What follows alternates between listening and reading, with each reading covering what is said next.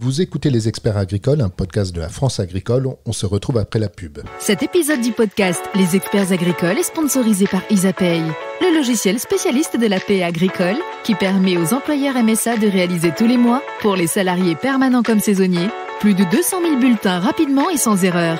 Retrouvez Isapay sur isagri.fr. Les Experts Agricoles. Par la France Agricole. Je suis Eric Young et je suis accompagné de Marie-Astrid Battu. Bonjour. Bonjour.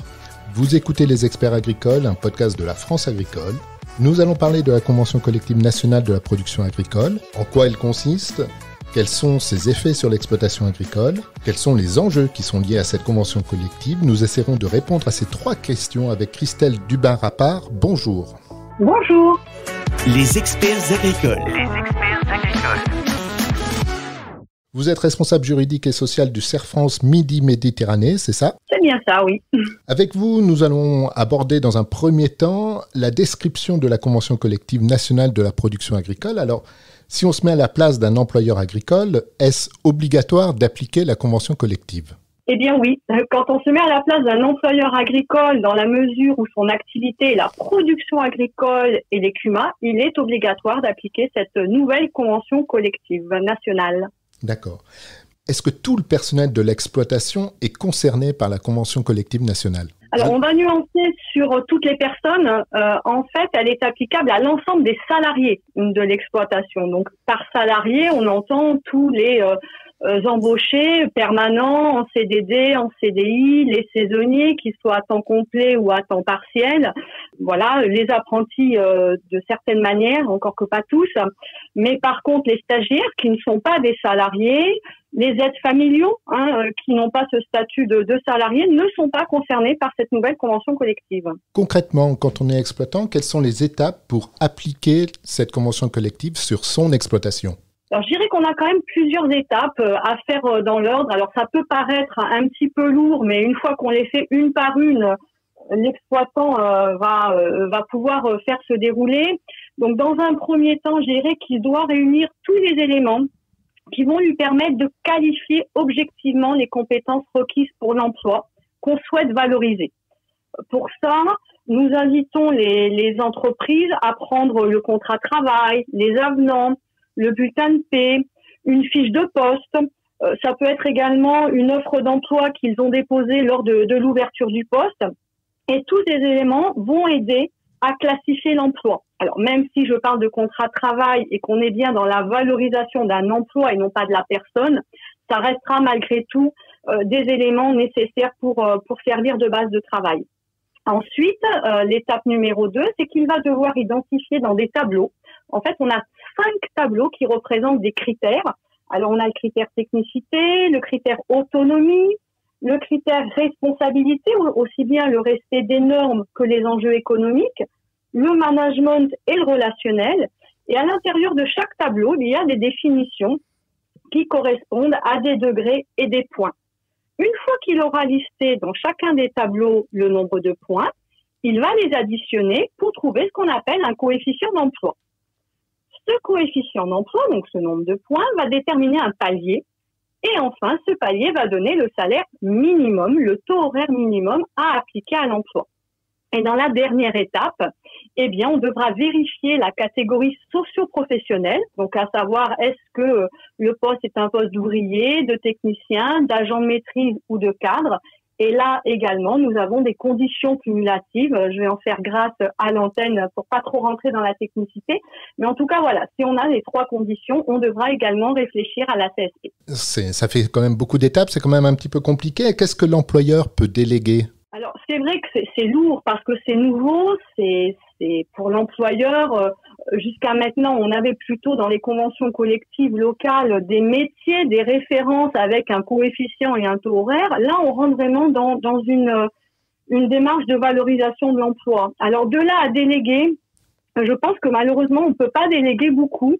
Nous, CERF France, nous avons beaucoup accompagné nos exploitants dans cette démarche, c'est-à-dire qu'on accompagne, on leur explique, on travaille ensemble, mais ça, c'est une démarche personnelle de l'exploitant parce que les emplois dans l'exploitation de A ne seront pas les mêmes que dans l'exploitation de B. Donc, il y a un réel investissement à faire de la part des employeurs et on est plus là pour accompagner que d'avoir une réelle délégation sur le sujet. D'accord.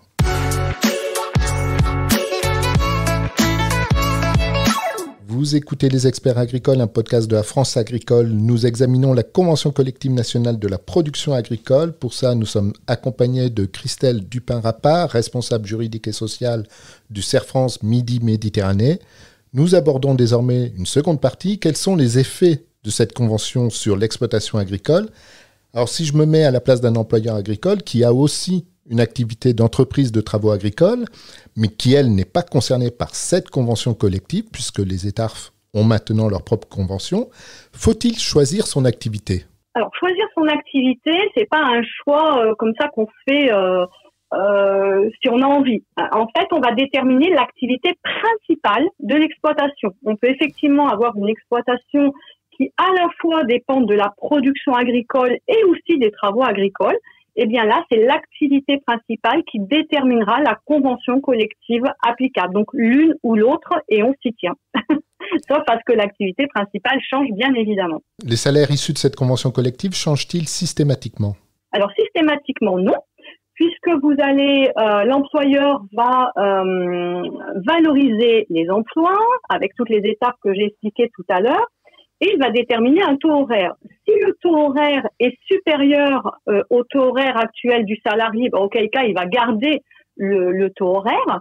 À l'inverse, si suite à cette classification, le taux horaire est inférieur, eh bien là, effectivement, le salarié va voir son salaire augmenter, puisque cette nouvelle convention collective prévoit des salaires minima pour l'ensemble de la profession sur le territoire. Vous nous avez parlé à la fin, la dernière étape, c'était la détermination de la catégorie socio-professionnelle.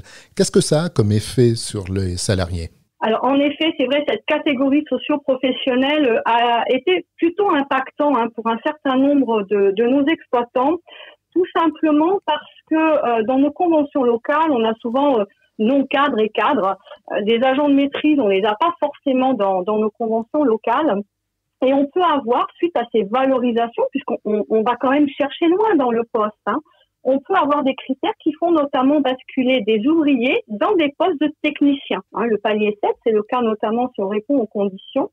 Et une des conséquences est que si on est technicien, agent de maîtrise et cadre, on cotise à ce qu'on appelle une protection sociale cadre. Donc, les conséquences pour ces entreprises-là, pour ces salariés-là, c'est d'avoir accès à de la prévoyance qu'ils n'auraient peut-être pas eu en non-cadre, à une retraite supplémentaire et également à une complémentaire santé, une mutuelle famille. Donc, c'est vrai qu'il faut à la fois affilier les salariés sur ces nouvelles dispositions et puis ça a une incidence en termes de coûts. Ça, c'est pas neutre. Sur un salaire constant, sans parler d'augmentation de salaire, mais si vous êtes à un taux horaire de 12,47 € par exemple, eh bien le fait de basculer sur un statut de technicien, c'est plus de 100 € par mois de coût entreprise et puis un net à payer d'un peu plus de 50 € pour le salarié. Donc c'est loin d'être neutre, effectivement. Avant avril 2021, il y avait des conventions collectives territoriales qui étaient souvent infradépartementales. Que deviennent ces conventions collectives territoriales ? Alors tout à fait. Alors ces conventions collectives territoriales demeurent. Si on illustre une petite pyramide devant nous, eh bien il faut s'imaginer que vos conventions collectives territoriales sont la base. Nous avons la loi, les dispositifs légaux réglementaires en haut de la pointe, et puis on intercale au milieu cette convention collective nationale.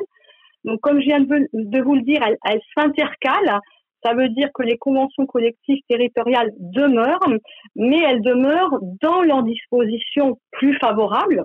Par exemple, vous pouvez avoir une convention collective locale qui prévoit une prime d'ancienneté.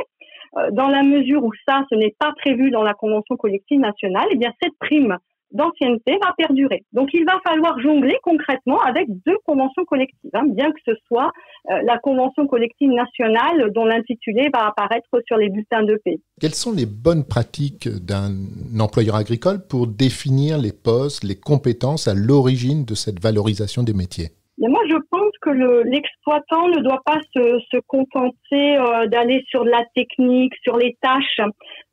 Ces grilles, alors qui peuvent faire peur au départ, mais quand on les lit plusieurs fois, elles ont toute leur importance et leur intérêt et permettent d'aller sur des compétences plus fortes. On a l'autonomie, par exemple, se poser la question de savoir si son salarié, il faut lui donner des consignes journalières ou simplement hebdomadaires, vous n'allez pas le classifier de la même manière.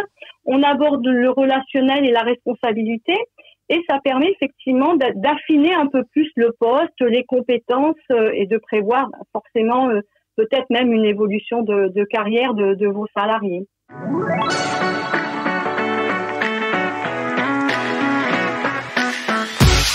Vous écoutez Les Experts Agricoles, un podcast de la France Agricole. Avant d'aborder la dernière partie de la Convention collective nationale de la production agricole, écoutons la chronique de Marie-Astrid Battu. Et pour cette chronique, je vous propose un petit voyage dans le passé. On va se pencher sur l'histoire du droit social en agriculture, et comme le sujet peut paraître un peu rébarbatif, on va tenter de le rendre interactif. Et pour ça, je me suis inspirée des jeux radio. Alors bon, pas de valise pleine de billets ou de 1000 € à la clé, mais je rassure quand même nos auditeurs, ni notre présentateur, ni notre invité n'ont été préparés au petit quiz que je leur ai concocté. Première question que je vais vous poser, quand ont été conclus les premiers accords collectifs? Est-ce que vous le savez? Alors moi je dirais après-guerre, mais voilà. C'est une très bonne question. Eh bien, je vais vous répondre. Les premiers accords collectifs, ils ont été conclus à la fin du 19e siècle. Il y en a notamment qui concernaient les bûcherons du Cher et de la Nièvre. Ensuite, il y en a un peu plus qui se sont signés au début du 20e siècle, notamment un en 1904 qui a concerné des ouvriers vignerons dans le Midi qui ont fait une très longue grève. Et là, maintenant, on va passer à la deuxième question. Quelle est la date de la loi qui marque le retour à la libre négociation des conditions de travail et, bien sûr, qui intègre les professionnels agricoles? On a le droit de ne pas répondre? Vous avez le droit de ne pas me répondre. Et est-ce que notre invité a une réponse? Alors là, mais c'est la deuxième colle dans ce podcast, c'est pas sympa. Hein. Non, mais c'est pas très grave. C'est pas des colles très graves. Surtout que cette loi est très précise puisqu'elle date du 11 février 1950. Et il faut savoir une chose importante, c'est c'est la première qui distingue deux types de conventions collectives. Une convention dite ordinaire, c'est un contrat très simple entre les salariés et les patrons. Et sinon, c'est les premières conventions collectives qui sont susceptibles d'extension, mais dont le champ d'application reste territorial et qui ne devait ni excéder le département ou la région. C'est une loi qui a été très bénéfique pour l'agriculture, puisqu'elle a permis une multiplication des conventions collectives en agriculture. Selon le ministère de l'Agriculture, entre 1962 et 1967, on est passé de 13 à 168 conventions collectives en agriculture, ce qui est quand même une grosse multiplication.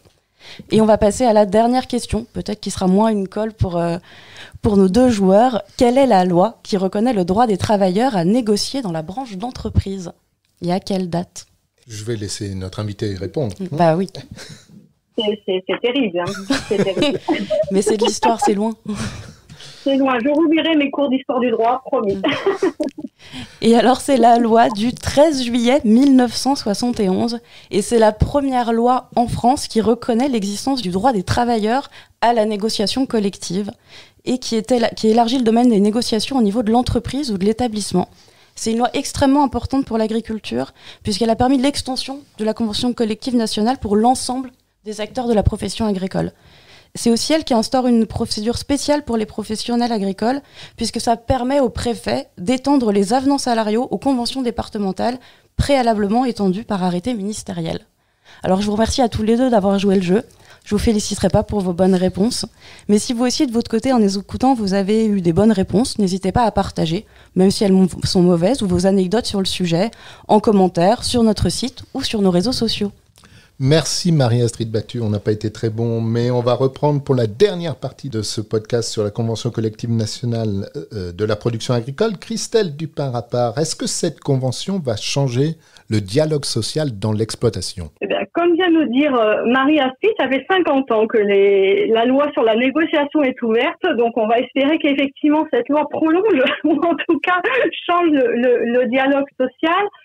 Alors, changer sans doute parce que le fait de travailler sur ces valorisations, il est important de discuter avec son salarié, de faire évoluer le poste.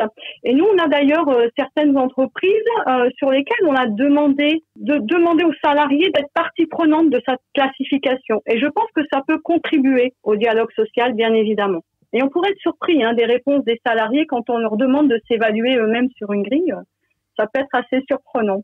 C'est-à-dire ils s'estiment moins compétents qu'ils ne le sont en réalité, c'est ça ? Tout à fait, tout à fait. En fait, vous avez des salariés agricoles qui sont souvent très polyvalents, doués, qui sont là depuis plusieurs années sur l'exploitation, mais qui sont depuis 20 ans sur le même poste. Et là, je pense que le dialogue social peut permettre d'aller au-delà, de se dire les choses, de voir ce qu'on peut faire, ne pas faire, ce qu'on souhaite faire. Voilà, je pense que ça peut être intéressant d'associer en tout cas le salarié dans ces démarches-là. Un des objectifs déclarés de la négociation sur cette convention collective nationale, c'était d'améliorer l'attractivité des emplois agricoles. À votre avis, va-t-elle y parvenir ? Alors, je pense qu'on a des disparités selon les régions sur l'attractivité des emplois agricoles. Certes, les classifications peuvent être un élément pour y parvenir. Je pense que ça sera pas le seul. Aujourd'hui, il faut avoir en tête l'organisation de temps de travail, toutes les conditions du travail, le matériel utilisé. Je pense que ça va bien au-delà d'une classification, mais c'est un début effectivement de cette réflexion menée sur les compétences. Je pense que les salariés et les employeurs vont y trouver un vrai intérêt quand ils vont s'être appropriés pleinement ces grilles. L'employeur agricole peut-il utiliser cette convention collective nationale pour devenir un meilleur manager ? Alors meilleur, je ne sais pas. Un manager, il l'est sans doute sans le savoir. On est dans des structures où on est beaucoup sur l'oral, malgré tout, sur le travail en commun, sur la participation. Comme je vous disais, le fait ne serait-ce que de proposer aux salariés d'être partie prenante à cette classification, pour moi, c'est déjà un outil de management, vous voyez. Donc, il faut que l'agriculteur ait conscience, effectivement, qu'il a un rôle de manager à mener et qu'il peut profiter de cette nouvelle convention collective pour se poser les questions, pour avancer dans ce cheminement-là. Oui, effectivement. Merci beaucoup, Christelle Dupin-Rapard. Je rappelle que vous êtes responsable juridique et sociale du CERF France Midi-Méditerranée. Grâce à vous, nous avons mieux compris la convention collective nationale de la production agricole. Vous écoutiez Les Experts agricoles, un podcast de la France agricole, présenté par Eric Young et Marie-Astrid Battu. La technique est assurée par Michael Icard. Retrouvez-nous sur lafranceagricole.fr ou sur vos plateformes habituelles d'écoute de podcasts. Abonnez-vous ou donnez-nous une bonne note, ça nous est utile pour le référencement.